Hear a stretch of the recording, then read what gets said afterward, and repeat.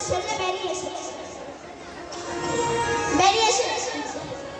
এসে বলছে, কি চাই আপনার? বলে, কিছু চাই না, শুধু তোমাকে বিয়ে করতে চাই। দেখো, মায়ার বাঁধনে বাঁধা নারদ মায়ায় পড়েছে। ব্যাস, বিয়ে করেছে, দুটো সন্তান হয়েছে, আধার কার্ড করেছে, ভোটার কার্ড করেছে, রেশন কার্ড করেছে, আইডেন্টি কার্ড করেছে, রেশনের চালও তুলছে, ভালোই দিন যাচ্ছে। এবার গোবিন্দ ভাবলো নারদকে যে ফিরিয়ে আনতে হবে। কি করছে?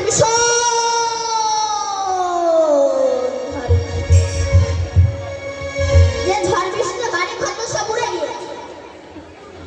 এবার বন্যায় ভেসে যাচ্ছে। নারদ কি করেছে?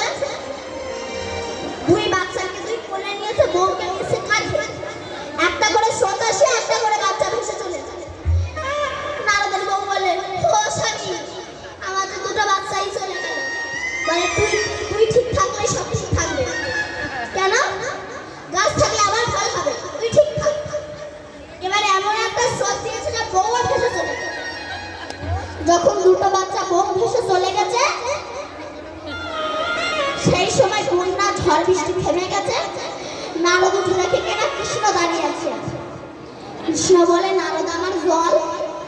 বলে, তাহলে এটা প্রভু তোমার জল? ওই জন্য আমি হয়ে যাচ্ছি দুর্বল। প্রভু, আমার মনে নেই তুমি চেয়েছিলে জল। মায়ার বাঁধনে বাঁধা, তাই মার থেকে যদি বেরোতে চাও, হরিনাম ছাড়া বলে না। হরিনাম একেবারে বলো না, কৃষ্ণ নাম একেবারে বলো না। এই হরিনাম জপয় অভিরাম, হরি